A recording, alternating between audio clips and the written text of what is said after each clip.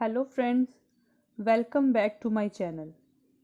Friends, आज मैं आपके सामने HP JVT टेट का सिलेबस लेके आई हूँ।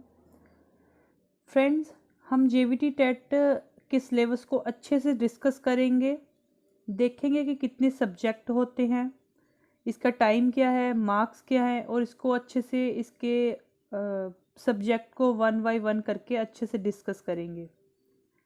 ठीक है जी। और हर सब्जेक्ट के लिए कौन सी बुक आपके लिए सही रहेगी, ये भी हम डिस्कस करेंगे। तो मेरी वीडियो के एंड तक आप बने रहिए मेरे साथ। तो देखिए फ्रेंड्स, सब्जेक्ट हमारे पास टोटल सब्जेक्ट हमारे पास 5 रहने वाले हैं। सब्जेक्ट में हमारे पास psychology, math, English, Hindi, GK.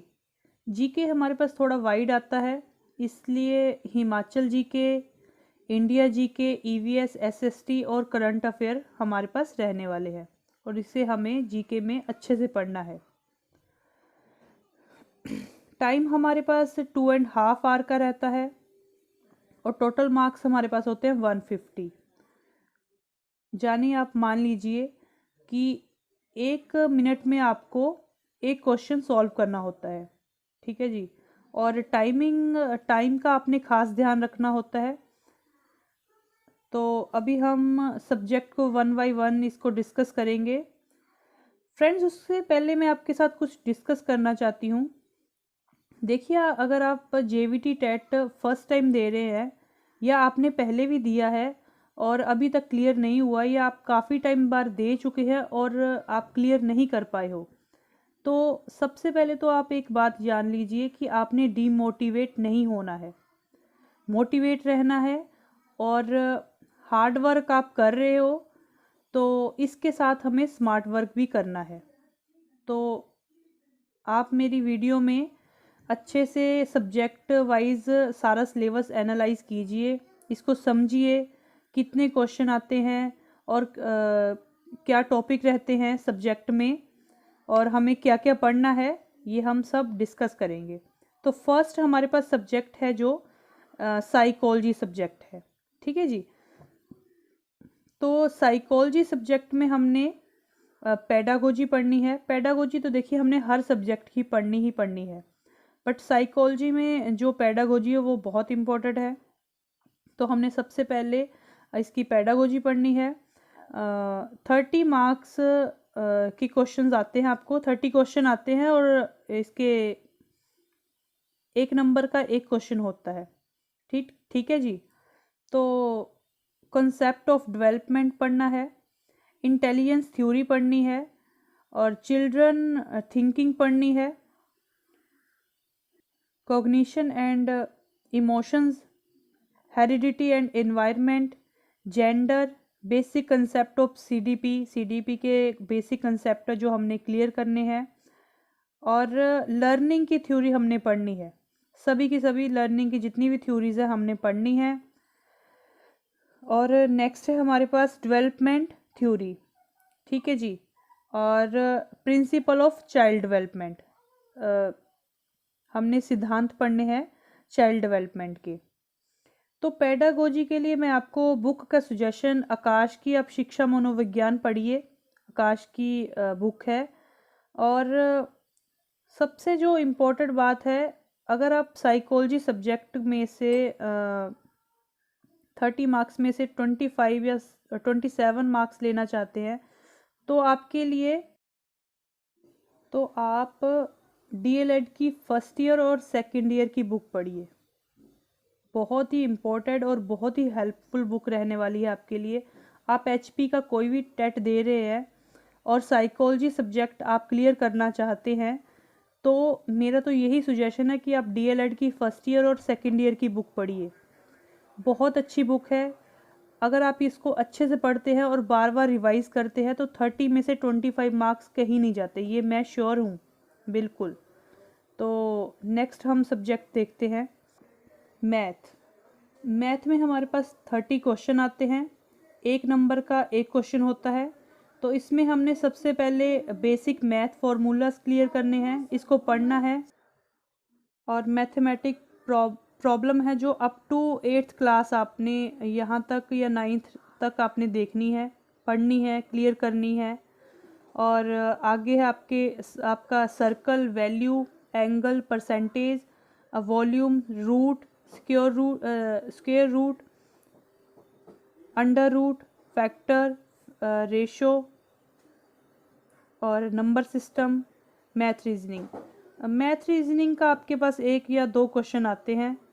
और प्रॉफिट एंड लॉस मैंने नहीं लिखा है, प्लीज़ आप इसको इंक्लूड कीजिए। और मैथ की पेडागोजी आपने पढ़नी है। पेडागोजी तो आपने हर सब्जेक्ट की पढ़नी ही पढ़नी है। तो मैथ के लिए आप RS अग्रवाल की बुक लीजिए और इसको पढ़िए अच्छे से।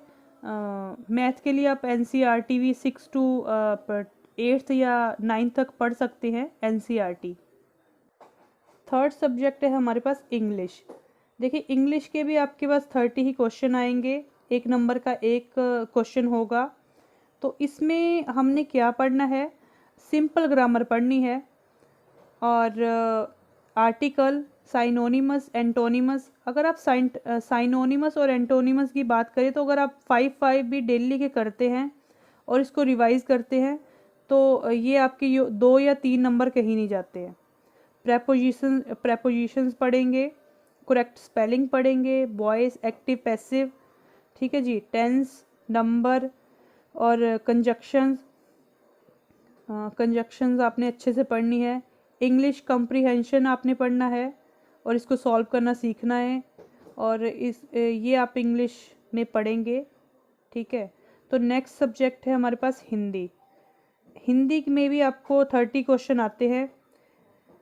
तो NCERT की आप इंग्लिश की बात कर रही हूँ मैं, NCERT के अगर आप इंग्लिश ग्रामर पढ़ते हैं, ये आप रख लीजिए 6 to 10th तक रख लीजिए, इसको पढ़िए। तो ये भी आपके लिए सही है। या फिर आप JPH की एक बुक आती है, तो उसमें बड़े अच्छे से क्लियर किया हुआ है, सारा बढ़िया से दिया हुआ है, तो आप JPH की भी पढ़ सकते हैं बुक। तो आ जाइए अब हिंदी देख लेते हैं। हिंदी के भी आपके पास 30 क्वेश्चन आते हैं, वही 1 नंबर का 1 क्वेश्चन होता है। और देखिए इसमें क्या आता है, सामान्य व्याकरण आती है, जैसे कि संज्ञा, सर्वनाम, विशेषण, स्वर, व्यंजन, वर्ण, ठीक है जी। इसको भी आपने अच्छे से क्लियर करना है, पढ़ना है, समझना है। और प्रत्यय, क्रिया, समास, संधि विच्छेद, पर्यायवाची, मुहावरे, अलंकार, रस, शुद्ध शब्द, तत्सम, तद्भव, ठीक है जी। तो ये भी आपके पास बहुत इम्पोर्टेंट है। और इसको भी आप, हिंदी का मेरे पास नोट्स पड़े हुए हैं, अगर आप चाहते हैं तो आप मुझे कमेंट कर दीजिए, मैं हिंदी के नोट्स आपके साथ शेयर कर सकती हूँ। और नेक्स्ट हमारे पास आ जाता है, नेक्स्ट है हमारे पास जीके का सिलेबस थोड़ा सा वाइड है, तो इसको हमने थोड़ा टाइम ज़्यादा लगा के अच्छे से कवर करना है। देखिए HP जीके या GK, India GK, EVS SST, ये आपके टेट में नहीं, ये आपके जो भी जितने भी हिमाचल के आपके पास एग्ज़ाम आते हैं, इस सब में ही इम्पोर्टेंट है। और ये सब आप पढ़ोगे तो आपको फ़ायदा ही रहेगा। ये नहीं कि आप टेट क्लियर करना है तब आप इसको उस हिसाब से पढ़ेंगे। आप हिमाचल के जितने भी एग्ज़ाम देंगे, आपको जीके, इंग्लिश, हिंदी, मैथ, ये तो आपको आने वाले ही हैं सब्जेक्ट, तो आप इसको अच्छे से पढ़िए, इसके कंसेप्ट क्लियर कीजिए। और HP जीके देख लीजिए आप, इसमें आप HP जीके में आर्ट एंड कल्चर पढ़ेंगे, फोक डांस, फोक सॉन्ग और स्पोर्ट। HP हिस्ट्री देखेंगे, HP एडमिनिस्ट्रेशन, जियोग्राफी और रिवर देखेंगे, डैम, हाइड्रो प्रोजेक्ट हिमाचल के।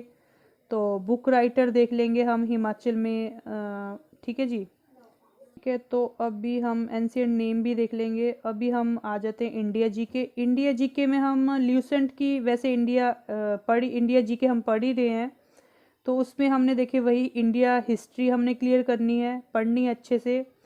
फर्स्ट इन इंडिया, जो फर्स्ट टाइम या फर्स्ट रहे हैं इंडिया में। जियोग्राफी पढ़ेंगे हम इंडिया की। तो नेक्स्ट हमारे पास EVS आ जाता है। ईवीएस के भी मेरे पास नोट्स पड़े हुए हैं, अगर आप चाहते हैं मैं शेयर करूं तो मैं डेली का एक पेज आपके साथ शेयर कर दूंगी। ईवीएस उसमें कवर हो जाता है। वो नोट्स काफ़ी अच्छे हैं। ठीक है जी। तो एसएसटी आ जाता है। एसएसटी में देखिए आपके पास आएगा राज्यसभा, लोकसभा, राष्ट्रपति, प्रधानमंत्री, इनका कार्यकाल, इनकी जो आयु होती है, मतलब चुनाव की। ठीक है जी। और सीटें आती हैं लोकसभा विधानसभा की कितनी है, मौलिक अधिकार, मौलिक कर्तव्य, और संविधान का आ जाता है आपके पास। संविधान में संविधान का काफ़ी है सिलेबस, वो भी आप देख लीजिए। तो एसएसटी के बाद हम आ जाते हैं स्पोर्ट की तरफ। स्पोर्ट में देखिए जो वैसे तो लेटेस्ट ही आते हैं, जैसे आईपीएल, ठीक है, क्रिकेट का हो गया, बैडमिंटन हो गया। और स्पोर्ट में आपके पास अवार्ड आ जाएंगे, जैसे द्रोणा अवार्ड है। और एक मैंने यहाँ पे डेट्स वगैरह का नहीं लिखा है, वो भी इम्पोर्टेंट डेट्स है ना, डे आपने याद रखने हैं, वो इसमें इंक्लूड कर लेना प्लीज़ आप। उसका मैं एक वीडियो बना दूँगी, डे और डेट का ना, मैं एक वीडियो बना दूँगी आपके लिए, वो मैंने सारा कवर किया हुआ है। तो लास्ट में हम देखते हैं करंट अफेयर्स। देखिए करंट अफेयर्स में भी आपने पूरे ध्यान से देखना है कि लास्ट 6 मंथ के करंट अफेयर्स आपने पढ़ने हैं। ठीक है। मान लो आपका पेपर नवंबर में है, तो आप जून से स्टार्ट कर दीजिए करंट अफेयर्स पढ़ने। करंट अफेयर्स में आप मान लो आपका पेपर नवंबर में है, ठीक है, तो जो आपका पेपर बनेगा, जो आपके पेपर आएगा क्वेश्चन पेपर, वो आपका नवंबर में तो बनेगा नहीं, है ना। तो वो या तो सितंबर में बनेगा या फिर अक्टूबर में। तो आप करंट अफेयर्स अपने आप खुद ही दिमाग लगा के देखिए कि आपको अक्टूबर तक पढ़ने हैं करंट अफेयर्स। ठीक है। तो आप जून से लेके अक्टूबर तक पढ़ लीजिए, काफ़ी है आपके लिए। वैसे आप करंट अफेयर्स के साथ डेली जुड़िए। अगर आप हिमाचल के कोई भी एग्ज़ाम दे रहे हैं तो उसमें करंट अफेयर्स आप डेली के डेली पढ़ते ही रहिए। तो बस यही था, सिलेबस तो हमारा हो गया क्लियर। तो एक बात मैं आपसे कहना चाहती हूँ कि आप 6 to 10th तक की एनसीईआरटी डेली का एक कंसेप्ट आप टॉपिक क्लियर कीजिए।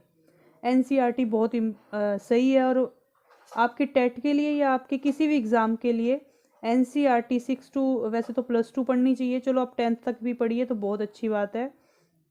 और फ्रेंड्स मैं 5 सब्जेक्ट आपके सामने डिस्कस कर चुकी हूँ। वैसे तो मैं सोच रही हूँ कि मैं इसके 3 या 4 वीडियो डेली के डेली अपलोड करूँ। लाइक साइकोलॉजी का एक टॉपिक डाल दिया, इंग्लिश का, मैथ का, या हिंदी, जीके, है ना। अगर मेरे से 3 नहीं मैं डाल रही हूँ एक दिन में, तो मैं दो तो कोशिश बिल्कुल करूँगी कि मैं डालूँ। और आप अपने जेवीटी टेट की तैयारी कीजिए, और अभी से कीजिए, और मोटिवेट रहिए। फर्स्ट आप देखिए कि आपने जेवीटी टेट अगर क्लियर कर लिया तो आप एलिजिबल हो जाएंगे कमीशन के लिए। ठीक है, जेवीटी कमीशन के लिए। तो जेवीटी कमीशन के लिए अगर आप एलिजिबल हो जाते हो तो आप जेवीटी कमीशन की तैयारी स्टार्टिंग से ही करो। अगर आप जेवीटी टेट इसकी कमीशन की तैयारी करते हो तो जेवीटी टेट तो आपका ऐसे ही क्लियर हो जाएगा। तो आप कोशिश करो कि आप जेवीटी कमीशन की तैयारी शुरू करो साथ में। और उसका सिलेबस मैं जेवीटी कमीशन का आपके सामने 1 या 2-4 दिन तक ले आऊँगी। और अभी के लिए बस इतना सा ही। और इस सिलेबस को अच्छे से एनालाइज कीजिए, पढ़िए, देखिए, और बस पढ़ते रहिए, खुश रहिए। अगर आपको मेरी वीडियो अच्छी लगी है तो प्लीज़ इसे लाइक कीजिए, नहीं अच्छी लगी है तब भी आप इसको देखिए, समझिए। सिलेबस आपके सामने मैंने रख दिया है। और मेरे चैनल को सब्सक्राइब कीजिए। Thank you for watching. Bye bye.